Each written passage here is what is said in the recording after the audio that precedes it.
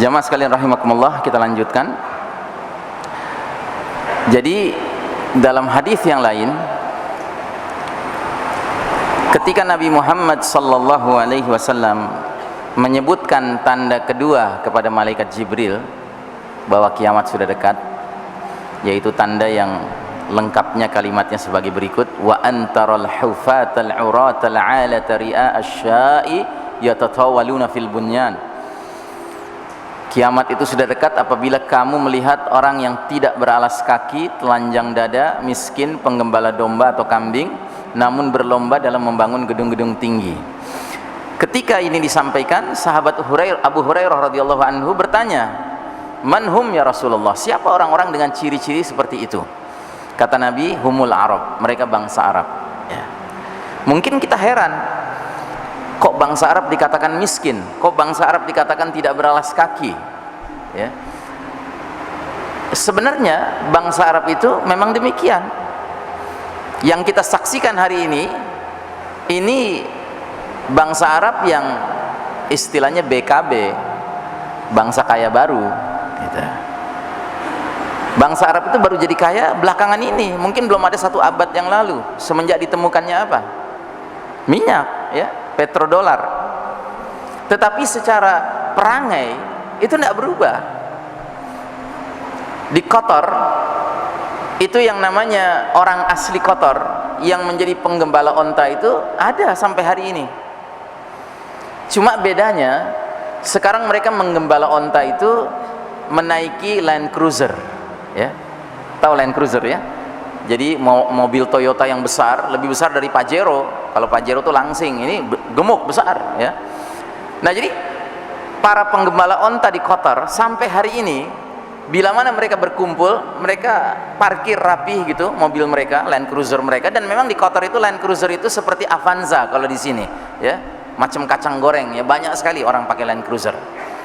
Kemudian mereka santai, mereka main bola di padang pasir. Itu mereka main bola nyeker, nggak pakai alas kaki, telanjang dada, ya. Jadi perangainya tidak berubah, itu. Cuma mereka jadi kaya saja. Ya. Nah, jadi saudaraku rahimakumullah, bangsa Arab ini kalau sudah mulai berlomba membangun gedung-gedung tinggi, ini pertanda kiamat sudah dekat. Dan mari kita lihat gedung-gedung tertinggi di dunia hari ini. Yang tertinggi di dunia hari ini namanya Burj Khalifa. Ketinggiannya 828 meter, bentuknya seperti ini. Adanya di kota mana? Dubai, ya. Dubai itu Arab. Gedung kedua tertinggi memang bukan di Arab, di China, namanya Shanghai Tower, 632 meter ketinggiannya, bentuknya seperti ini. Tetapi gedung ketiga tertinggi di dunia hari ini 601 meter ketinggiannya, namanya Mecca Clock Royal Tower, bentuknya seperti ini. Adanya di kota mana? Kota Mekah, ya, Arab. Dan saat kita sedang berbicara sekarang ini, ada sebuah proyek ambisius ingin mengalahkan ketinggian Burj Khalifa, gedung tertinggi di dunia hari ini. Pemilik gedung ini adalah orang terkaya setimur tengah, se-Arab, namanya Walid bin Thalal. Dia punya ambisi bikin gedung ketinggiannya 1 km, 1000 meter, yang kalau kita lihat maket rencana bangunan, desain bangunan gedung ini, lantai-lantai atasnya rencananya akan melewati awan, ya. Dan ini proyek sudah berjalan beberapa tahun ini, 5-6 tahun belakangan ini. Tadinya target selesainya 2018 kemarin, tapi qadarullah lewat 2018 belum selesai, saking tingginya bangunan itu, sehingga dirubah targetnya menjadi 2020 nanti selesai. Namanya Kingdom Tower. Di kota mana dia? Di kota Jeddah, ya, Arab.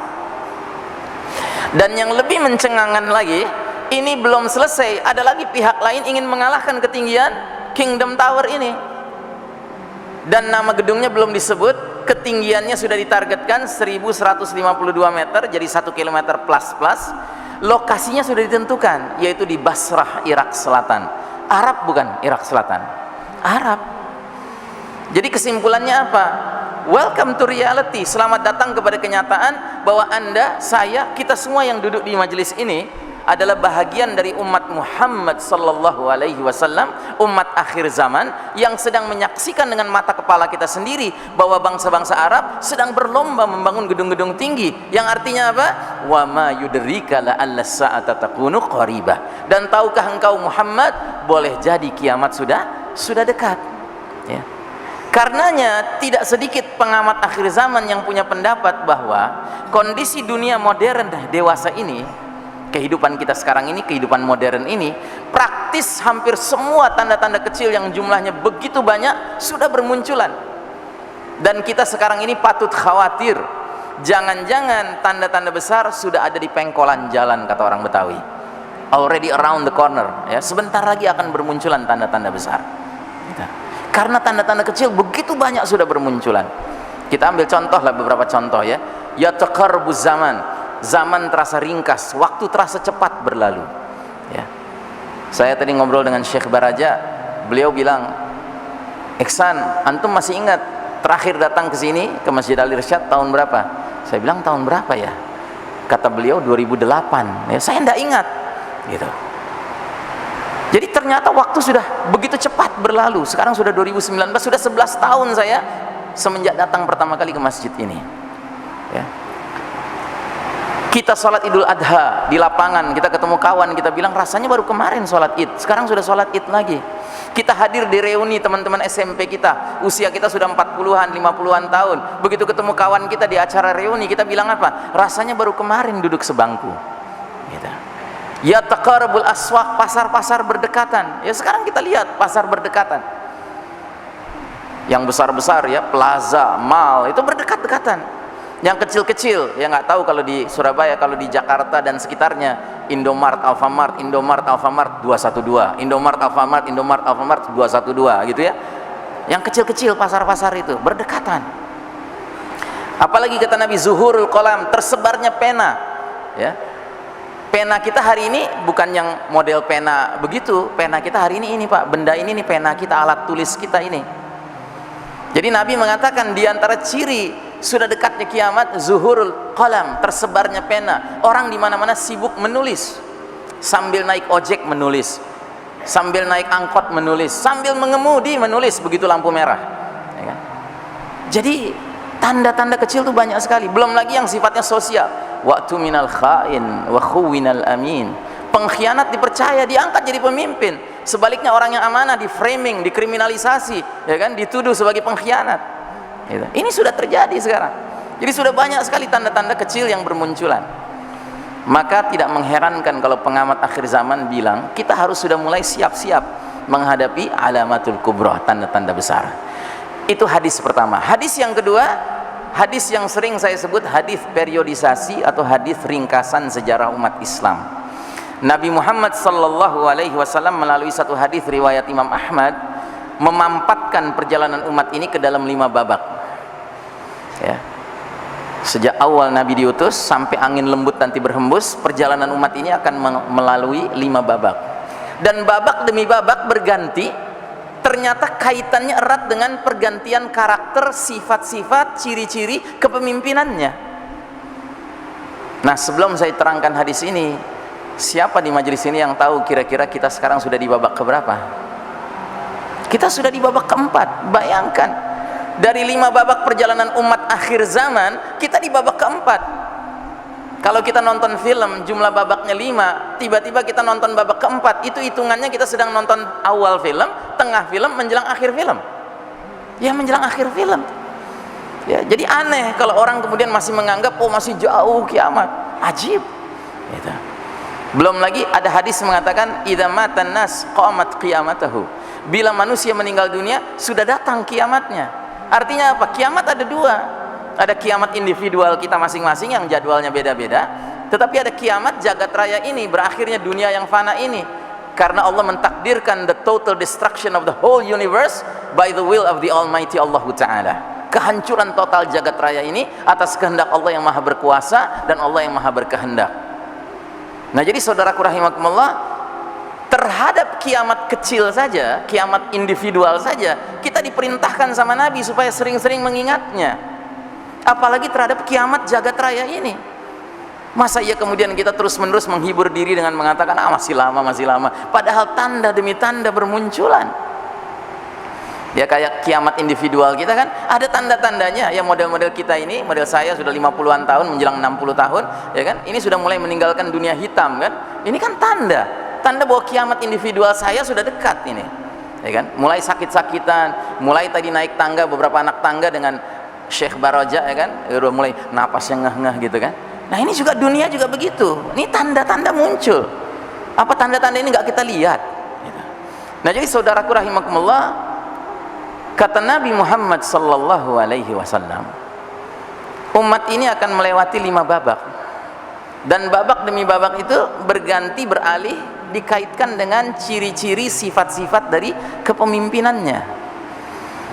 Kata Nabi, babak pertama, kalian mengalami babak yang namanya an-nubuwah, kenabian, berlangsung selama masa yang Allah kehendaki, dan ketika Allah sudah berkehendak, babak pertama itu berlalu, dan sudah berlalu.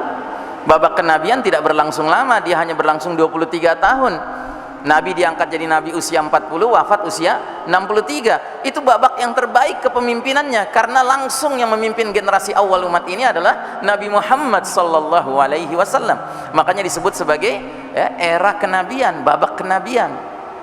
Ini babak kepemimpinan terbaik sepanjang sejarah umat manusia, bukan umat Islam saja. Karena Nabi kita bukan sembarang Nabi. Nabi kita adalah Sayyidul Anbiya wal Mursalin alaihimussalam, penghulunya para Nabi dan para Rasul. Berarti ketika beliau menjadi pemimpin, itulah pemimpin terbaik sepanjang sejarah Bani Adam. Belum ada tandingannya. Ya bayangkan, hanya dalam tempo 23 tahun, Nabi dengan para sahabat, generasi terbaik umat ini, diizinkan Allah mengubah wajah Jazirah Arab 180 derajat. Yang tadinya tenggelam dalam zulumatil jahiliyah, kegelapan jahiliyah, hidup di dalam naungan nurul Islam, cahaya Islam. Yang tadinya hidup di dalam dolalatis syirk, kesesatan syirik, hidup di dalam tegaknya tauhid. Masya Allah, hanya dalam 23 tahun, tidak ada seperempat abad. Belum lagi ini hitungannya hijriyah pula, Qamariyah, ya. Sudah berlalu babak pertama. Terus datang babak kedua, kata Nabi, namanya apa? Namanya babak khilafatun ala minhajin nubuwah, babak kekhalifahan yang mengikuti metode kenabian dalam hal kepemimpinannya. Itulah babak yang kata Nabi, setelah aku wafat akan muncul al-khulafa'u thalathuna aman wa ba'da dzalika al-muluk. Setelah aku wafat, kata Nabi, akan muncul para khalifah 30 tahun, dan sesudah itu raja-raja bermunculan. Nah jadi babak kedua adalah babak kepemimpinan terbaik setelah Nabi Muhammad SAW, terdiri dari para sahabat pilihan, sahabat-sahabat utama. Mereka dijuluki Khulafaur Rasyidin, khalifah-khalifah yang lempeng, kata orang Betawi, lurus, ya, adil, jujur, bijaksana, nyunnah, istiqomah kepemimpinannya. Siapa mereka? Abu Bakar As-Siddiq, Umar bin Khattab, Utsman bin Affan, Ali bin Abi Thalib, dan Hasan bin Ali, ya. Kalau kita jumlahkan total kepemimpinan 5 sosok ini, persis 30 tahun. Kalau kita kurangi satu saja, nggak bulat 30 tahun. Kita kurangi kepemimpinan Hasan bin Ali misalnya, berarti 30 tahun kurang 7 bulan. Sedangkan Hasan memimpin persis 7 bulan. Jadi genap 30 tahun. Dan qadarullah, 5 sahabat utama ini ternyata 5-5-nya punya hubungan khusus dengan Nabi kita. Abu Bakar dan Umar apanya Nabi? Mertuanya Nabi. Mereka mempunyai anak putri yang dinikahi oleh Nabi sehingga menjadi ummul mukminin, ibundanya orang-orang beriman. Utsman dan Ali apanya Nabi? Menantunya Nabi. Mereka menikahi putri-putri Rasul. Sedangkan Hasan apanya Nabi? Cucunya Nabi.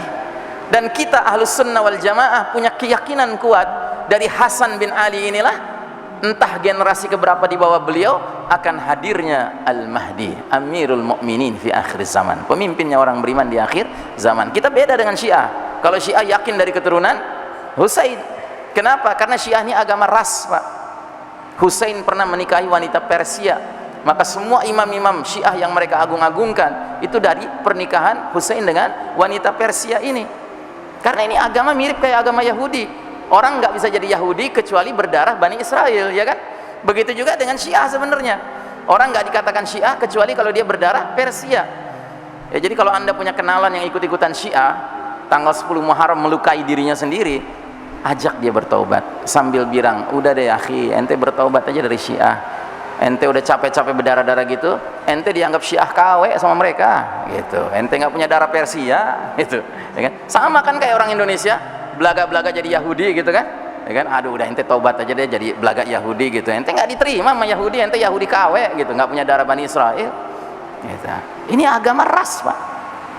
Nah jadi saudaraku rahimakumullah, berlalu babak kedua, sudah berlalu, dan itu generasi terbaik kepemimpinannya setelah kepemimpinan Nabi Muhammad sallallahu alaihi wasallam, sudah berlalu, hanya berlangsung 30 tahun. Terus datang babak ketiga, kata Nabi, "Tsumma takunu mulkan 'adhan." Lalu datanglah era raja-raja yang menggigit. Nah, apa yang terjadi di babak ketiga? Di babak ketiga sebenarnya jelas ada perbedaan dengan babak kedua, tetapi sambil ada perbedaan ada kemiripannya juga. Apa kemiripannya, persamaannya? Persamaannya di babak ketiga umat Islam memiliki pemimpin-pemimpin yang gelarnya nggak berubah, khalifah gelarnya. Dan kalau pemimpinnya julukannya khalifah, berarti sistem bermasyarakat bernegaranya namanya apa? Namanya apa? Khilafah, ya kan? Sama kan kayak kalau pemimpinnya presiden, berarti sistemnya namanya republik, nation state, kan begitu. Kalau ini khalifah ya berarti khilafah. Berarti ini kemiripan babak ketiga dengan babak kedua, sama-sama khilafah. Dan ciri khas khilafah yang paling utama apa? Allah dan Rasulnya dijadikan top priority of obedience, ya. Maaf.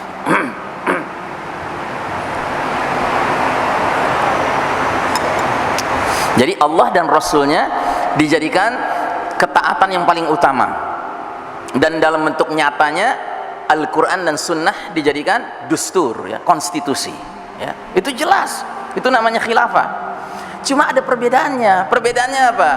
Di dalam babak ketiga era mulkan 'adhan itu, jika seorang khalifah wafat, maka penggantinya itu ditetapkan berdasarkan cara-cara kerajaan. Sedangkan dalam sistem kerajaan, kalau pemimpinnya wafat, biasanya penggantinya siapa? Bisa anaknya, bisa adik kandungnya, bisa keponakannya, bisa sepupunya, pendek kata keluarga besarnya. Nah, itu aja, ya. Nah jadi saudaraku rahimakumullah, babak ketiga ini berlangsung lama sekali. Berapa lama dia berlangsung? Dari 40 Hijriah semenjak berakhirnya era Khulafaur Rasyidin sampai tahun 1342 Hijriah, 1924 Masehi. 1302 tahun, Pak, umat ini menyaksikan era mulkan 'adhan. Pada masa itu silih berganti jatuh bangun kerajaan-kerajaan Islam, tetapi dari semua kerajaan-kerajaan itu yang terkenal 3: Daulat Bani Umayyah, keluarga Umawi, Daulat Bani Abbasiyah, dan Kesultanan Utsmani Turki. Berlangsung 13 abad, ya, lamanya. Dan kita tidak boleh tutup mata akan realitas sejarah bahwa kadang-kadang selama 13 abad itu umat Islam memiliki khalifah yang adil, kadang-kadang punya khalifah yang lawannya adil apa? Zalim. Nggak bisa kita tutup mata. Tapi sekalipun khalifahnya zalim, umat pada masa itu tidak berpikir berontak. Karena apa? Karena mereka memandang kezaliman khalifah itu sifatnya temperamen, karakter pribadi. Sementara secara sistem umat merasa aman dan nyaman dan tentram di bawah naungan Kitabullah wa Sunnah. Ngerti, ya? Ya. Nah jadi ini yang harus kita pahami, Pak, soal kepemimpinan. Seringkali kita mengartikan kepemimpinan itu hanya sosoknya saja. Tidak. Kepemimpinan itu harus kita lihat dari dua tinjauan. Tinjauan sistemnya, tinjauan sosok pemimpinnya. Jadi kalau kita sederhanakan, di babak pertama, babak kenabian, sistemnya Masya Allah, sosok pemimpinnya Masya Allah, Nabi Muhammad SAW. Di babak kedua sistemnya Masya Allah, sosok-sosok pemimpinnya Khulafaur Rasyidin, Masya Allah. Nah di babak ketiga sistemnya masih Masya Allah, tetapi sosok-sosoknya kadang-kadang Masya Allah, kadang-kadang la haula wala quwata illa billah.